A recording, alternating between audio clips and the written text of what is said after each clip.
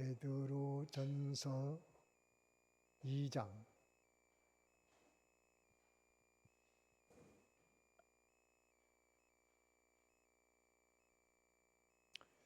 11절 12절 두 절을 다 같이 함께 읽습니다. 시작.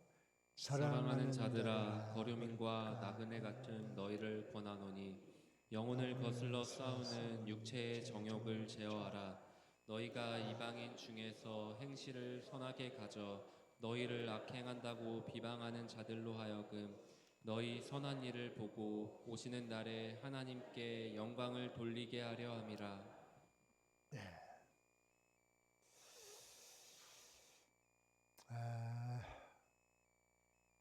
주보의 제목을 한번 보고 생각합니다. 제목 다 같이 읽어봅니다. 시작. 거류민과 나그네라는 제목이 붙었습니다.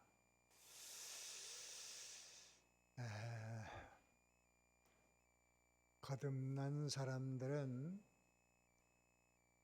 예수를 잘 믿어봐야 되겠다. 그런 마음을 하나님이 주십니다. 잘 믿어보겠다. 말씀대로 살아봐야 되겠다. 라는 마음을 성령이 주셔서 그 마음을 누구나 가지고 있습니다. 내게 있는 마음이지만 그것은 성령의 요구입니다. 뜻입니다. 또 성령의 바람이고 성령이 대신 기도해 주는 기도의 제목입니다. 그런데 그것이 제대로 안 됩니다. 안 되는 이유가 있는데 모르면 안 됩니다. 모르면 성령의 그러한 요구가 있어도 내게 그런 마음을 가지고 있어도 무지하면 할 수가 없어요. 또 해도 잘못됩니다. 잘하는 게 뭔지를 모르니까 잘못될 수 있어요. 그래서 성경을 읽어야 되고 설교를 들어야 됩니다. 믿음은 들음에서 난다고 그랬어요. 믿음은 어디서 나와요? 들음. 듣지 않으면 안 되는 거예요.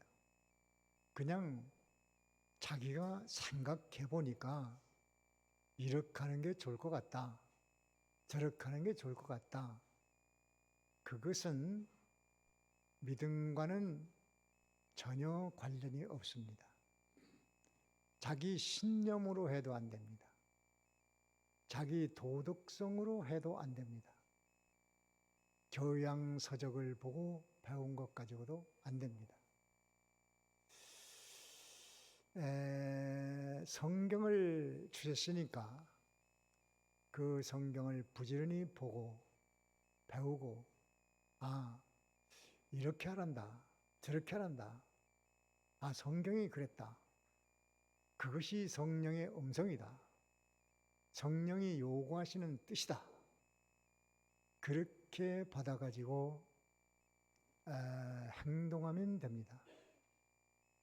그러면 믿음의 사람이 되는 거예요. 믿음으로 사는 사람과 믿음의 사람과를 구별해 본다면 믿음의 사람은 중생하고 거듭난 사람이고 그건 영원 불변입니다. 믿음의 생활이라는 것은 다른 겁니다. 믿음의 생활은 실제로 나의 삶에 성령으로 살든지 내 마음대로 살든지 두 가지밖에 없습니다. 그것이 무엇인지 구별할 수 있어야 됩니다. 그렇게 해서 성령으로 살면 믿음의 생활이 된 사람이고, 그렇지 않으면 예수를 믿었지만 믿는 사람의 생활은 아직도 시작을 안 한 것입니다. 그래서 믿음의 사람은 생활이 변화되어야 돼요. 그것을 신앙생활이라고 말하는 겁니다. 물론 신앙생활이 구원과는 관련이 없어요. 구원은 중생에 관한 문제이기 때문에 신앙생활과는 관련이 없습니다. 신앙생활을 못한다고 구원을 못 받는 것도 아닙니다. 그러나 신앙생활은 조금씩 쌓아나가지만 그것이 나의 인생 전반에 좋은 터를 쌓아나가는 것입니다. 10년, 20년, 30년, 40년 후에 뭘 보고 살기를 원합니까? 지금부터 하면 됩니다. 지금부터 하면 됩니다. 몰라서 못하는 것은 배우면 되고, 그 다음에 못하는 이유는 자꾸 유불리를 따지기 때문이에요. 손익계산을 해봐서 이거 뭐 내가 믿는 일, 뭐 예를 들면 오늘 주일날 그럼 오후에 나가는 게 내가 유익하겠나? 내가 별 도움 안 될 텐데, 피곤할 텐데, 힘들 텐데, 어려울 텐데, 뭐 가서 들어봐야 뭐 예수 잘 믿으라는 얘기잖아. 뭐 맨날 하는 얘기잖아. 뭐 이렇게 자꾸 생각을 해서 모든 일에 유불리를 따지다 보니까 손익계산이 잘못돼 가지고 뭐 내게 뭐 재미있겠나? 교회 가는 게? 아니면 무슨 돈벌이가 되겠나? 아니면 무슨 좀 사람들에게 환영을 받겠나? 칭찬을 받겠나? 노평을 받겠나? 내가 뭐 좀 잘 되는 건가? 그런 거 아니잖아. 자꾸 이 머릿속에서 손익계산이 핑핑핑핑 돌아갑니다. 그래서 교회 출석하는 것도 그렇고, 성경 보는 것도 그렇고, 설교 듣는 것도 그렇고, 자꾸 자기에게 불편하다는 생각을 해서 못하는 겁니다. 행동하는 것도 그렇게 손익계산을 하다가 자기가 뭐 손익계산하고 있다 그렇게 생각 안 해도 머리가 그렇게 돌아가요. 그래가지고 그만 알기는 알아도 뭐 나도 알아. 그거 뭐 내가 가능하는 거 그걸 모르나? 나도 알지. 그렇지만 나는 현실이 그게 아니야. 내 사정을 몰라서 그래. 여러 가지 변명을 하는데 그 이유는 그 계산법이 잘못되고 그렇습니다. 손익계산을 하는데 잘못하니까 내게 큰 유익이라는 사실을 모릅니다. 디모데전서에 보면 그런 말씀이 있어요. 그 육체의 연습은 약간의 유익하지만 경건은 범사에 유익하다. 다 같이 경건은 범사에 유익하다. 경건생활, 말씀대로 사는 생활, 하나님과 사는 생활, 성령대로 사는 생활은 범사에 어때요? 유익이다. 유익이야. 답을 그렇게 가져야 돼요. 내가 믿음 생활하는 것은 범사의 유익이야. 그러니까 어떤 면의 유익인지는 나는 몰라. 그러나 말씀이 그렇게 되시니 범사에 내게 유익한 계산법을 가졌다면은 성경을 믿는 사람은 그런 계산법을 가졌으니까 자꾸 그것을 유불리를 따지지 말고 선입계산을 하지 말고 경건은 나의 삶에 유익하다. 오늘 이 자리에 나온 것은 경건입니까? 경건 아닙니까? 경건입니다. 그러면 이 자리에 나온 것이 그러면 유익한데 뭐가 내게 오지? 그걸 따지지 말고 성경에 뭐라 그랬느냐? 범사에 유익하다고 했다. 그걸 믿으란 말이에요. 그걸. 자, 여기 나온 것이 범사에 어때요? 다 같이 범사에 유익하다. 오후에 참여한 것이 범사에 유익이다. 맞습니까? 그렇게 계산하라 이 말이에요. 그게 뭐가 유익할지는 그거는 우리는 몰라. 믿음이라는 것은 그 약속을 믿는 것이니까 범사에 유익하다. 이렇게 돼도 범사에 유익이고 저렇게 돼도 범사에 유익이고 오전에도 말씀을 들었잖아요. 고난도 다 유익이고. 그러니까 그 선입계산의 정확한 답은 경건은 범사의 유익이다. 믿음 생활은 나의 인생 절반의 범사에 유익한 것이다. 그런 답을 가져야 이렇게 해라. 예. 저렇게 해라. 예. 이거 하지 마라. 예. 이거 하라. 예. 그렇게 할 수 있는 사람이 되는 거란 말이에요. 길게 봅시다. 마지막 인생 무덤 앞에 가봐야 성공 실패 알 수 있고 주님이 오시는 날에 성공 실패 알 수 있으니 그때 가서 알면 무슨 소용입니까? 지금 알아야지. 어떻게 아느냐? 경건하면 범사에 유익하다 하시니 그 말만 믿고 가자. 맞아요? 다 같이 경건 생활은 범사에 유익하다. 아멘 할 수 있습니까? 그냥 상황을 믿지 말고 말씀을 믿어요. 그 다음에 행동할 수 있는 것은 그 신앙생활을 잘 할 수 있는 것은 은혜를 입어야 돼요. 은혜를. 성경도 배워야 되고 선입계산에서 경건이 유익인 내게 범사에 있다. 그걸 믿어야 되고 그 다음에가 은혜 받아야 돼요. 뭘 받아야 돼요? 은혜 받아야 돼요.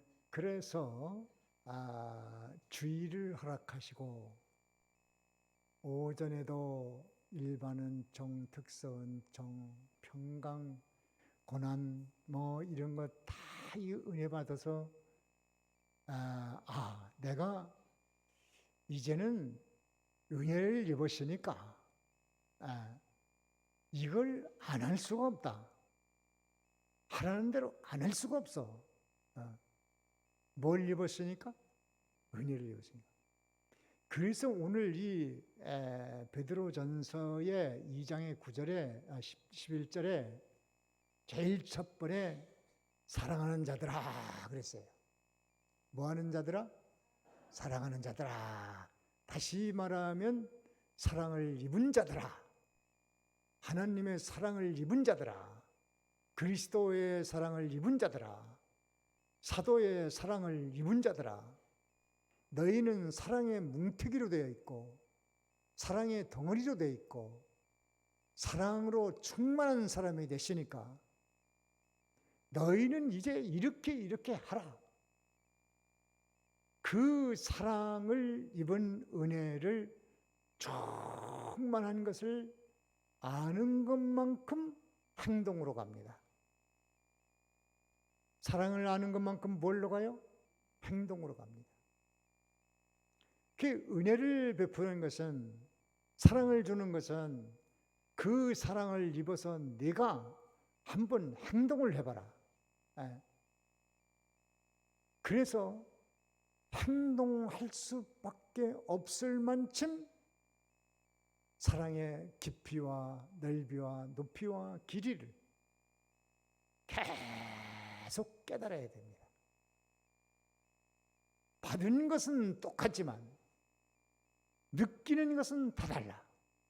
자식들도 그렇잖아요. 자식들도 어떤 자식은 맨날 다고다고 하는 자식이 있고, 그저 대드는 자식도 있고, 고마워서 감동하는 자식도 있고, 그저 은혜를 잊지 못해 어쩔 줄 모르는 자식도 있고, 다 다르잖아요. 근데 받은 것의 차이입니까? 깨달음의 차이입니까? 깨달음의 차이요. 받은 것은 똑같아.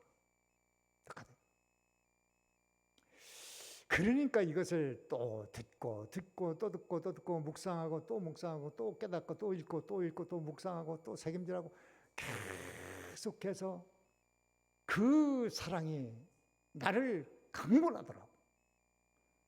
주님이 나를 세상에서 구원의 예수 믿게 했고, 영생을 얻게 했고, 거듭나게 했고, 하나님의 기업을 얻게 했고, 지금도 동행하시고, 성령님이 함께 도와주시고 함께 동행하신다.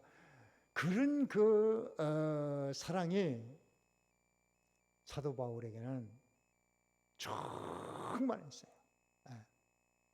그저 육신은 피곤해서 그냥 깔아지고, 누우면 등짝이 막 땅바닥에 붙고 일어날 수도 없고, 그런데 그리스도의 사랑이 강건하니까 벌떡 일어나서 또 가자.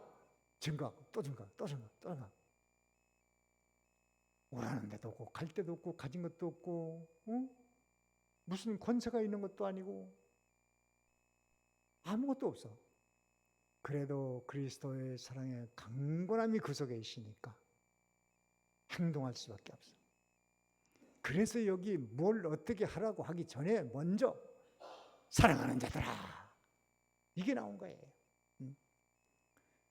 그래서 그 은혜를 한 번 들어서 아는 거 아니고 10번 들어 아는 거 아니고, 죽을 때까지, 예수님 오실 때까지 매일 듣고 밤낮 듣고 계속 듣고 계속 묵상하고, 항상 그 은혜와 사랑이 나를 강권해서 나를 일깨게 하고, 세상에 빠지지 않게 하고, 명령을 따라갈 수 있게 하고, 믿음에 설 수 있도록 자꾸 들어야 돼. 그거 뭐 하나님의 사랑, 그거 뭐 다 아는 얘기 아니야. 그거 성경에 뭐 있잖아, 그거 다. 귀신은 곧다의 소리를 합니다. 그게 귀신의 음성이에요. 뭘 알아? 나를 변화시킬 만큼 아는가? 나를, 영혼을 거스려 싸우는 육체의 정욕을 제할 수 있는, 그거를 할 수 있는 데까지 하나님의 사랑이 나를 강권하시는가? 그걸 못한다면 내가 모르는 거지. 저도 몰라요. 그냥 맛만 보고 있어요. 그래서 또 얘기하면서 나도 그 사랑을 일깨고, 그 사랑에 강권해서 해야 되겠다. 다시 한번 각오라고. 그렇게 하는 거지. 에베소 교회는 그 사랑을 주었지만 다 떨고 먹고, 의식만 남았어. 의식만. 왔다 갔다 예배하고 찬송하고 이런 거 해. 의식만 남아있어. 실상은 하나님의 사랑, 그리스도의 사랑의 강건함을 떠나서, 그래, 너희들 그 모양으로 하니까 내가 촛대 옮겨버렸겠다. 촛대 옮겨, 촛대. 촛대 옮겼어. 그 교회 없어져 버렸어. 안타까운 겁니다. 그 사랑을 입은 자들은 거류민 나그네입니다. 거류민이라는 것은 외국인인데 그 자기 본국이 따로 있는데 한국에 들어와 사는 외국인을 거류민이라고 하죠. 거류민인데 본국이 없는 거류민은 불행합니다. 본국. 뭐가 없으면 불행해요? 아니, 나라가 없는 사람의 외국인은 얼마나 비참하냐 말이에요. 우리는 경험해 봤어요. 우리나라 사람들은 36년간 나라가 없었어요. 일본이요, 일본. 제국주의 시대. 손기정 선수가 제국주의 시대에 올림픽에 나가서 금메달을 땄습니다. 1등을 했습니다. 1등을 하기는 했는데 가슴에 어느 나라 국기를 달았죠? 일장기를 달았거든요. 얼마나 억울합니까? 아니, 한국 사람인데 나라를 잃어버렸어. 본국이 없어, 본국이. 비참한 겁니다. 그때 조선중앙일보사가 손기정 선수의 일장기를 빼버리고 사진을 기사를 썼다가 일본 정부에 의해서 폐간당했습니다. 왜 있다고 그랬냐? 일본 국기를 왜 뗐냐? 그 손기정 선수 시상대에 올라갔을 때 그 일장기를 가슴에 붙이고 가는데 너무 막 가슴이 아프지 않겠어요? 꽃다발을 받아가지고 그 일장기가 사진에 안 나오게 하려고 그걸 막 가리려고 애써서 노력을 했다고 그래요. 참 나라 없는 소름. 예수를 믿고 은혜를 받았다는 것은 돌아갈 본국이 있는 거야. 본국. 뭐가 있어요? 돌아갈 본국이 있다. 예수를 믿지 않으면 돌아갈 나라가 없는 거류민이야. 얼마나 비참합니까? 영사관이 있나 대사관이 있나 그저 외국인 멸시받고 인권을 유린당하고 때리면 맞아대고 욕하면 먹여야 되고 굶으면 웃기면 굶어야 되고 돌발성이 없어. 저희 고향에 그때는 내가 어렸을 때 중국 사람들이 있었는데요. 이 사람들은 참 돈이 많습니다. 장사도 잘하고 음식도 잘하고 일도 잘해요. 돈을 많이 벌어요. 근데 그때 소문을 들으니까 그분들은 돈을 벌으면은 절반은 항상 유동자산, 보석이나 현금으로 가지고 있고 절반만 부동산에 투자한다고 그래요. 왜 그러냐 하면 그들은 외국인이기 때문에 돌아갈 나라가 있어요. 대만이나 중공, 그때는 중공이죠. 중공이나 대만으로 돌아가면 되니까 여차하면 집집마다 보석상자가 있다고 그래요. 중국 사람들. 네. 여차하면은 보석상자 현금 들고 자기 본국으로 가면 돼. 본국이 있어. 그러니까 한편 마음에 든든한 거지. 돌아갈 나라가 없다. 기가 막힌 거죠. 기가 막힌 거예요, 사실. 바로 여기에 거류민이라고 말한 것은 너희는 거류민이다 하는 것은 너희는 곧 돌아갈 나라가 있다. 돌아갈 나라. 무슨 나라가 있다? 돌아갈 나라가 있다. 그러니까 그 은혜를 입었으면은 이렇게 살아봐라. 그런 얘기예요. 자, 여러분 돌아갈 나라가 있습니까? 돌아갈 나라가 어딥니까? 이 아브라함이 세상에 살 때는 참 어렵게 살았습니다. 여기 히브리서 한번 찾아보세요. 히브리서 11장에 보면 히브리서 11장 한번 펴봅니다. 히브리서 11장 9절을 읽어봅니다. 9절 다 같이 읽습니다. 시작.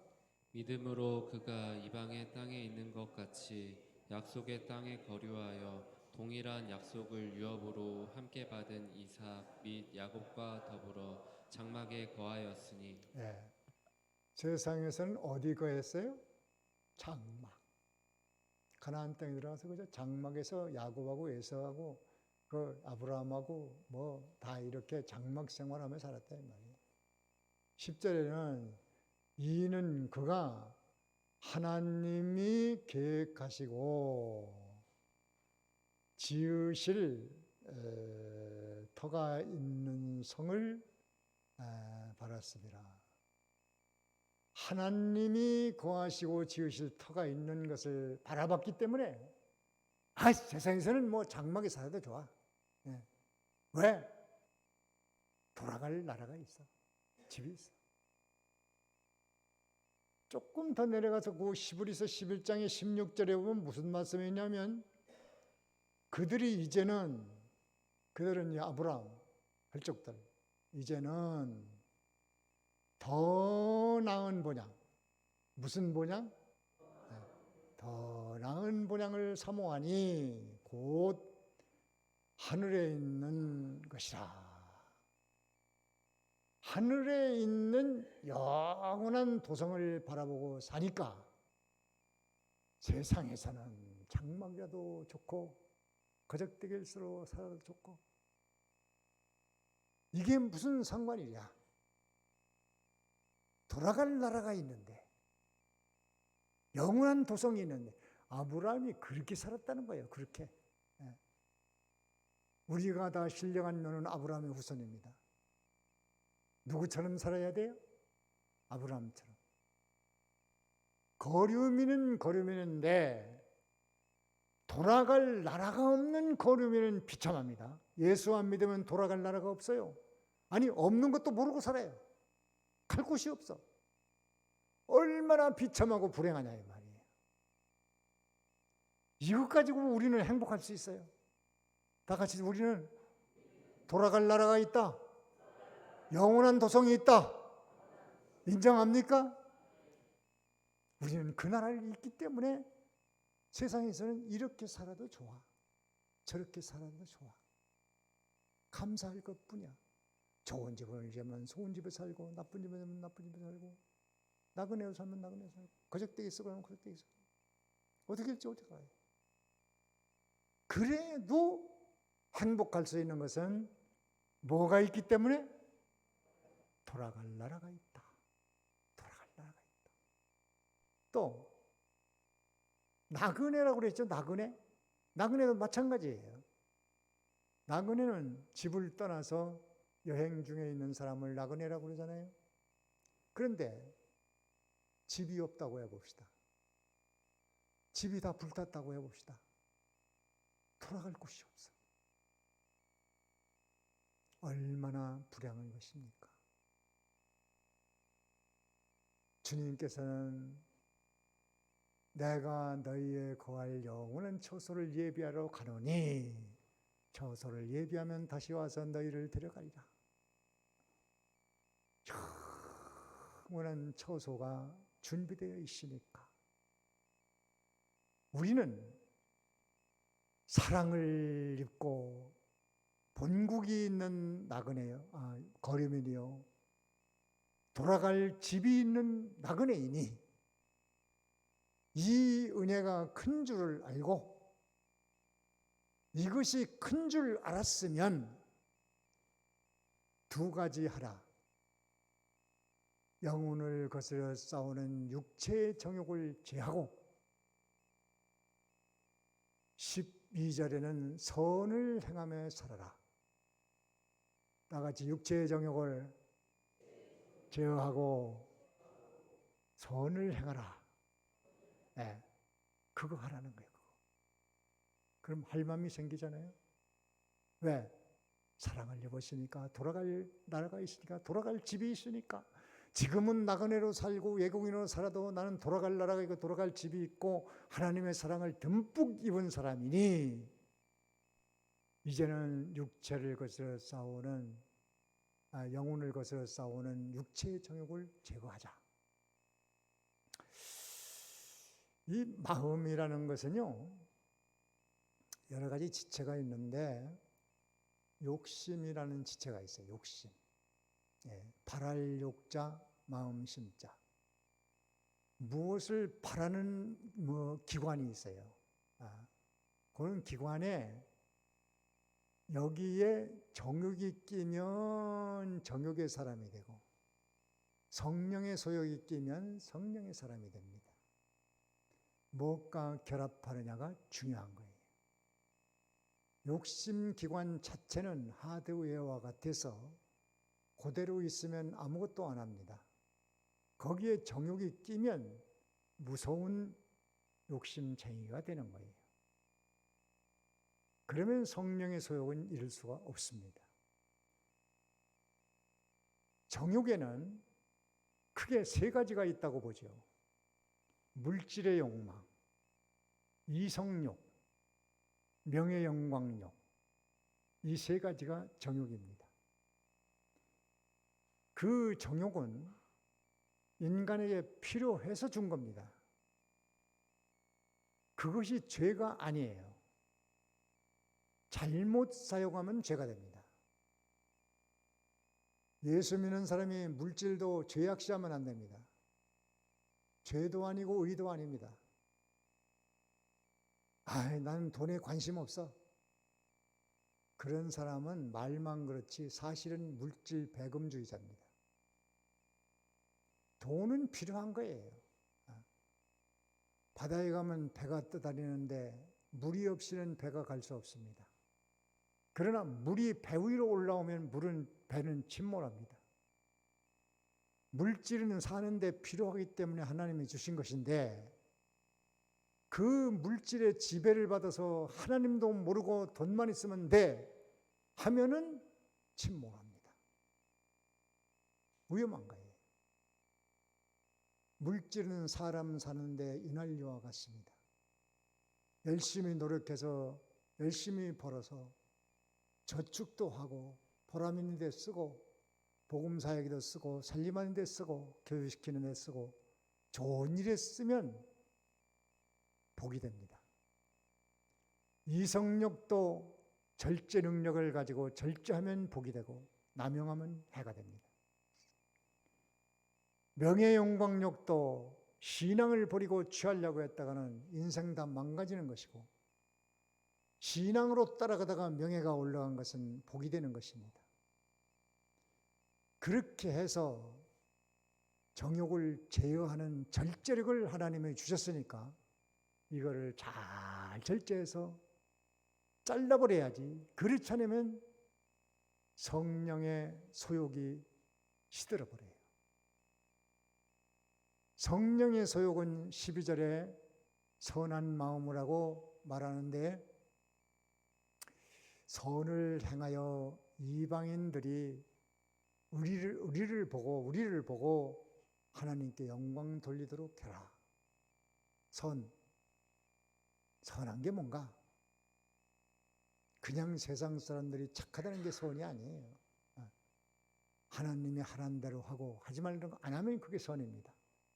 예수님처럼 온유 겸손하면 선입니다. 하나님의 속성으로 지혜, 지식, 선함, 의의, 진실, 사랑, 거룩으로 능력으로 살면 선한 것입니다. 성령의 9가지 열매로 살면 선한 것입니다. 이렇게 영혼을 거스려 싸우는 육체의 정욕을 잘라버리고 또 선한 것으로 사는 데는 은혜를 입어야 하나님의 사랑을 듬뿍 받은 줄 알아야 우리가 하나님 나라 보장이 있다는 것을 알고 사는 자가 돼야 또 돌아갈 집이 있다는 것을 알고 확신하니까 그러니까 내가 세상 사는 동안에는 육체의 정욕을 제하며 살아야지, 절제하며 살아야지, 적당히 조절하며 살아야지, 그리고 선하게 살아야지. 이렇게 삶으로 우리는 이제 이 세상에서도 경건한 삶이 되어 범사에 유익할 것이고, 주심은 주님 오시는 날에 칭찬, 영광, 존귀가 바로 여러분의 것이 되리라고 확신합니다. 여기까지 합니다. 다 들은 말씀 가지고 잠깐 동안 기도합니다. 뭘 들었습니까? 느꼈습니까? 깨달았습니까? 오늘의 주의 음성, 야, 나는 하나님의 사랑을 입은 사람이야. 입으로 자꾸 시인하십시오. 사랑을 입은 사람이야. 시인하십시오. 그래, 난 돌아갈 나라가 있어. 돌아갈 집이 있어. 그러니까 내가 세상 사는 동안에 육체 정욕을 제하며 살아야지. 선하게 살아야지. 이렇게 살면 하나님이 여러분들을 돌봐주십니다. 권고하십니다. 축복하십니다. 이렇게 살도록 기도하십시오. 다 같이 기도합니다.